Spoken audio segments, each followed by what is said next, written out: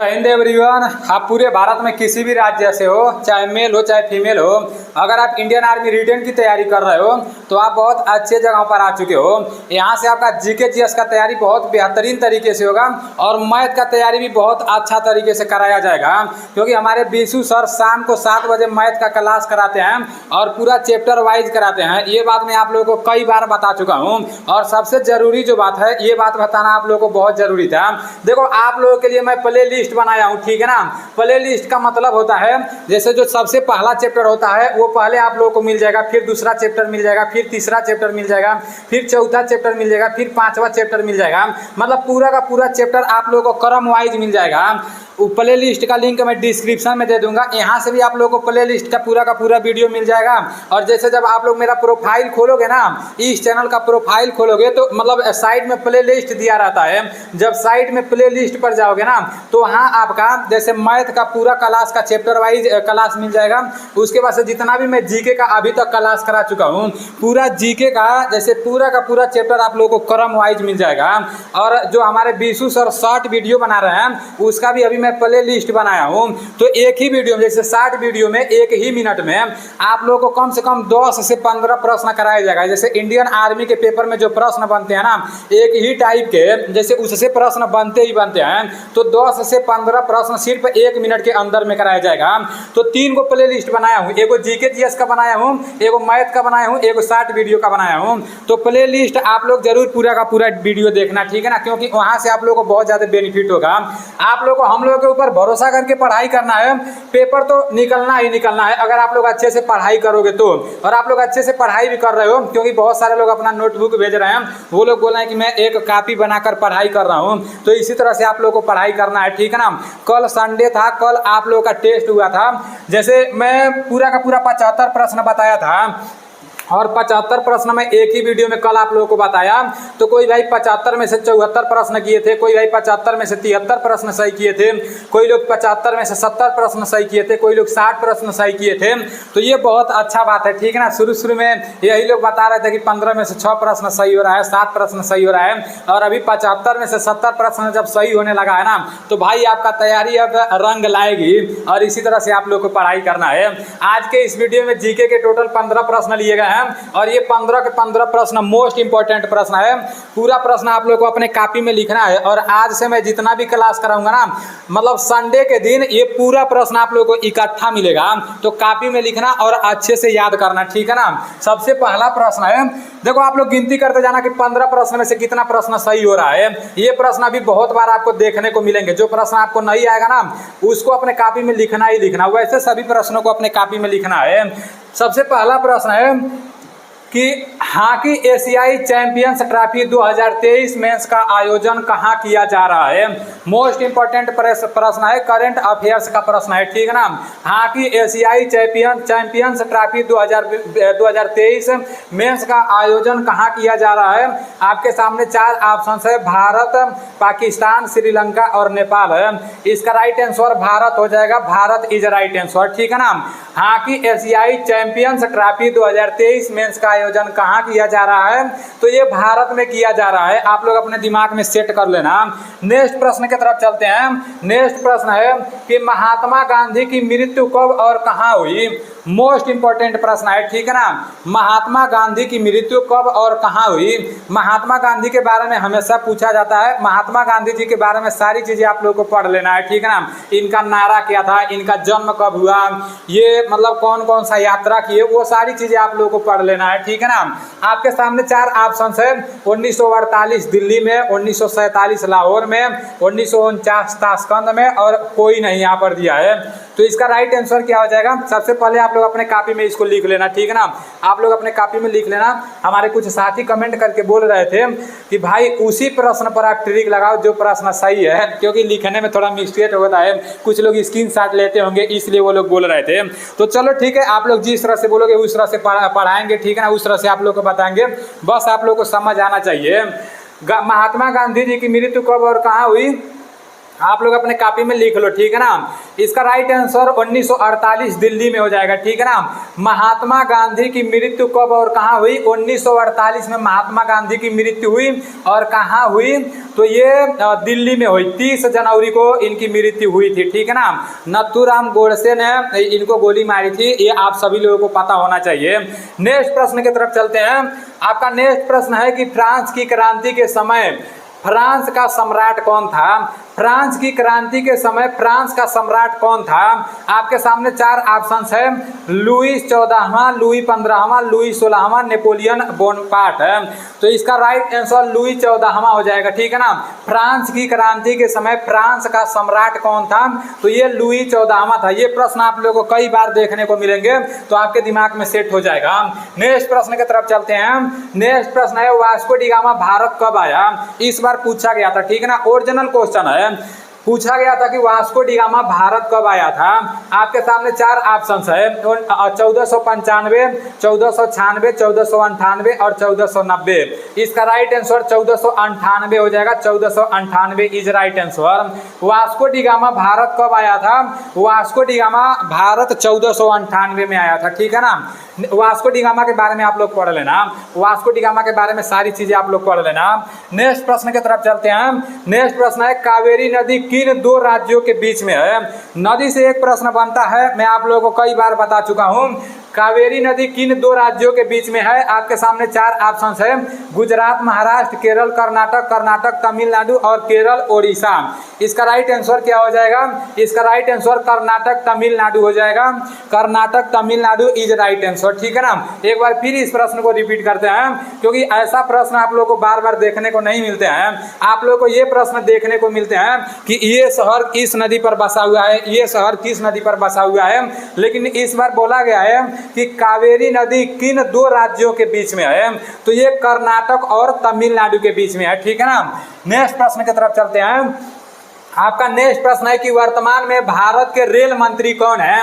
Most important प्रश्न है, ठीक है ना। वर्तमान में भारत के रेल मंत्री कौन है?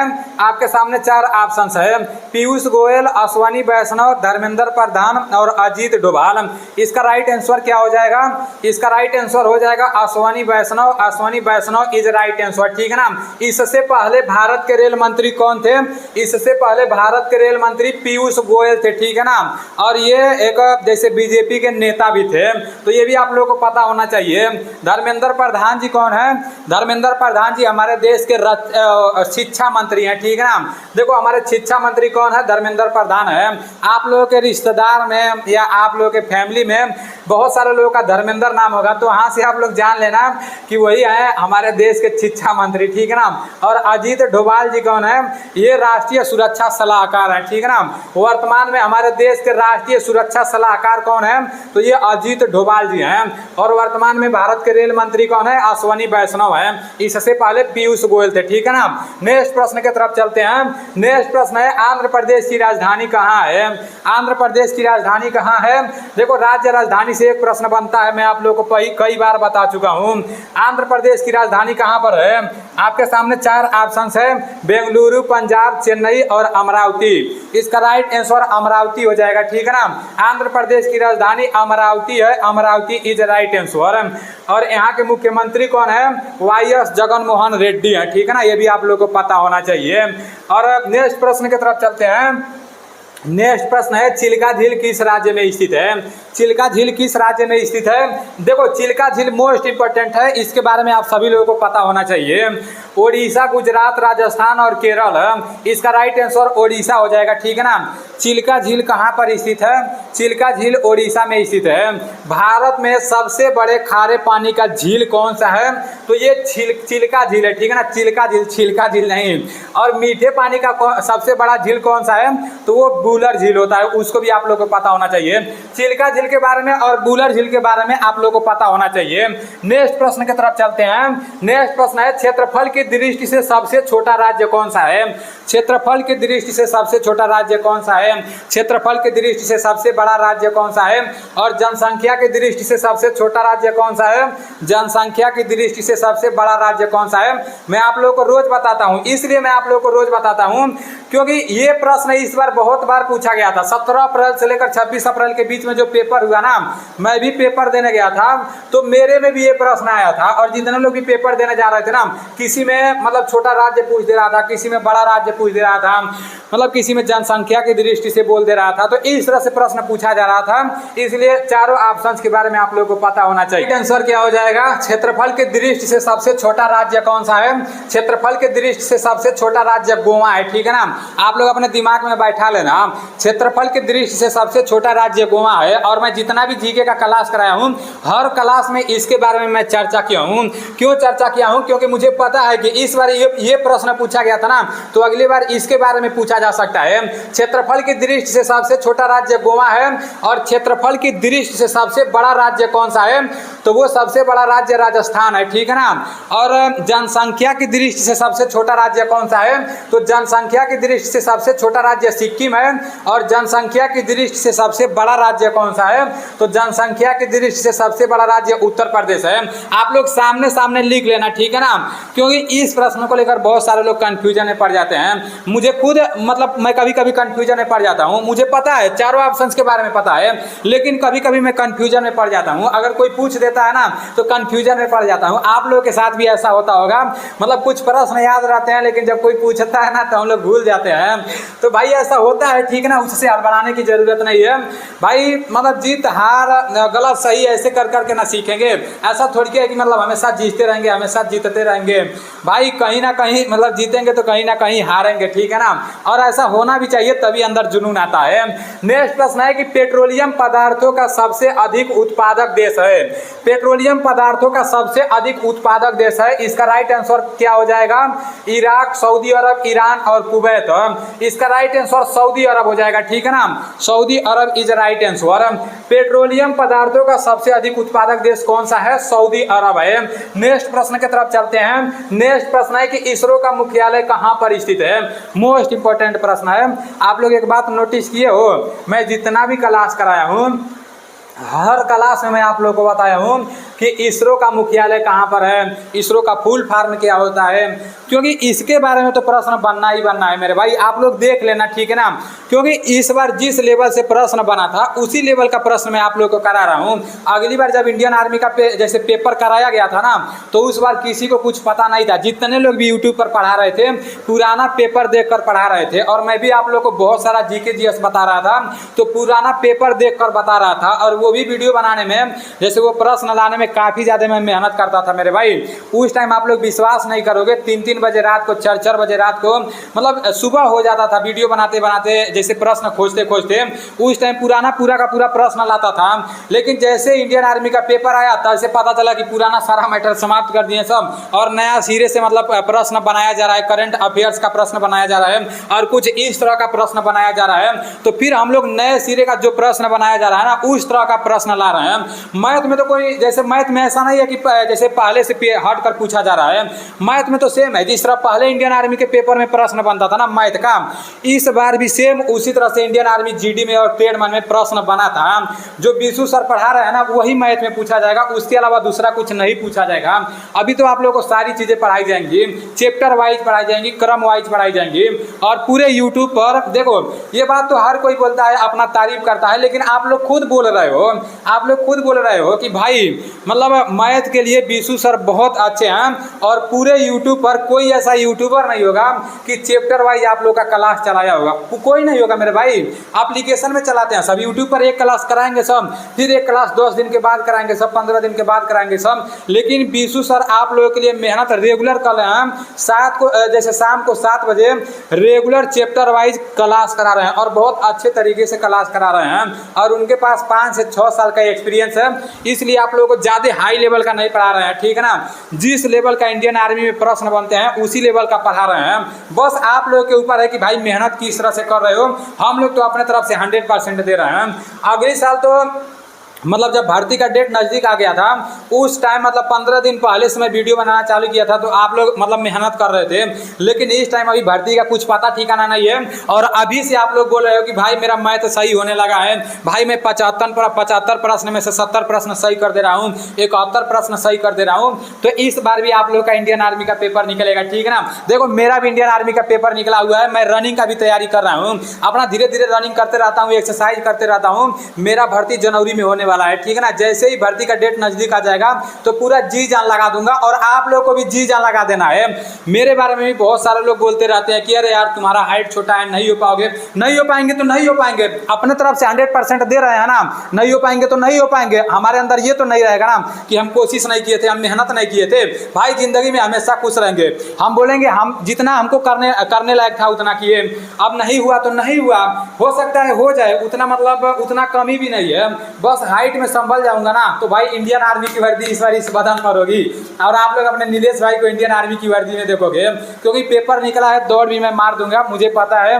ओवर कॉन्फिडेंस नहीं है लेकिन कॉन्फिडेंस है, उसी हिसाब से मैं मेहनत भी करता हूँ। और आप लोगों को भी मेहनत करना है, अपने माता पिताजी के चेहरा को देखकर मेहनत करना है, अपने बारे में नहीं सोचना, ठीक है ना। जिस दिन से आप अपने बारे में सोचोगे ना उस दिन से आप एक गर्लफ्रेंड के बारे में सोचने लग जाओगे, और जिस दिन अपने माता पिताजी के बारे में सोचोगे ना उस दिन किसी गर्लफ्रेंड के चक्कर में नहीं रहोगे, किसी के बातों में नहीं रहोगे, बस अपने माता पिताजी का चेहरा देखकर पढ़ाई करोगे ना तो अच्छे से पढ़ाई होगा। जब तक मुस्कुराए वो उसे मुस्कान मत देना, पलटकर खुद ही देखेगी, तुम उस पर ध्यान मत देना, तरस जाओगे जन्नत को अगर माँ बाप रोएंगे, भूल कर भी कभी किसी लड़की के खातिर जान मत देना।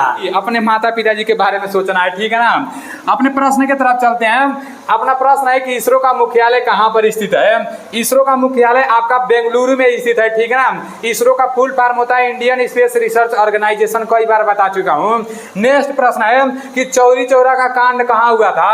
चौरी चौरा का कांड कहाँ हुआ था, मोस्ट इंपॉर्टेंट प्रश्न है।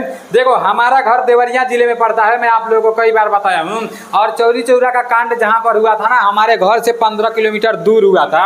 मैं आप लोगों को बता रहा हूँ, आपके सामने 4 ऑप्शन है, देवरिया, बलिया, गोरखपुर, गाजीपुर। इसका राइट आंसर गोरखपुर हो जाएगा, गोरखपुर इज राइट आंसर, ठीक है ना। गोरखपुर में चौरी चौरा नामक एक स्थान है, तो वहीं पर चौरी चौरा का कांड हुआ था। इसका एक बहुत बड़ा इतिहास है, इसको आप लोग पढ़ लेना।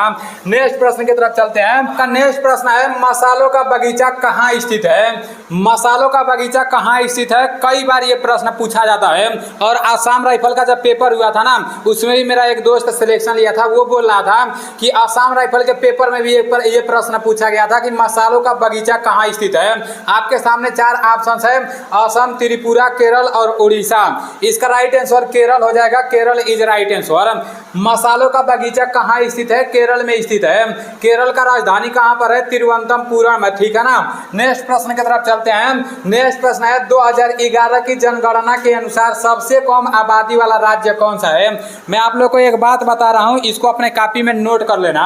2011 में जो जनगणना हुआ था ना उससे एक प्रश्न जो आर्मी का पेपर आने वाला है, जो होने वाला है ना, उसमें जरूर पूछा जाएगा।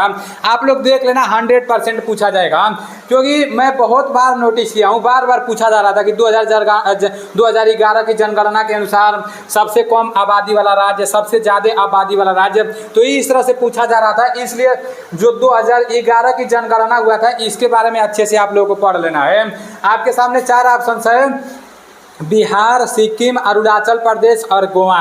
इसका राइट आंसर क्या हो जाएगा, 2011 की जनगणना के अनुसार सबसे कम आबादी वाला राज्य कौन सा है, तो ये सिक्किम है, ठीक है ना। यहाँ पर कम बोला जा रहा है, ज्यादा नहीं बोला जा रहा है। अगर ज्यादा पूछा जाएगा तो बिहार हो जाएगा, ठीक है ना। तो दोनों प्रश्न आप लोगों को पता होना चाहिए। नेक्स्ट प्रश्न की तरफ चलते हैं। आपका नेक्स्ट प्रश्न है त्रिदेव मठ कहाँ पर स्थित है। आपके सामने 4 ऑप्शन है, गुजरात, महाराष्ट्र, उत्तर प्रदेश और केरल है। त्रिदेव मठ कहाँ पर स्थित है, इसका राइट आंसर महाराष्ट्र हो जाएगा, महाराष्ट्र इज राइट आंसर। त्रिदेव मठ कहाँ पर स्थित है, ये महाराष्ट्र में स्थित है। आज आप लोगों के 15 प्रश्न समाप्त हो चुके हैं। 15 प्रश्न में से आपका कितना प्रश्न सही हुआ है ईमानदारी पूर्वक से कमेंट करके बताना। और ये पूरा प्रश्न अब आप लोग को अगले संडे को देखने को मिलेंगे, ठीक है ना। तो चलो ठीक है, मिलते हैं अगले वीडियो में।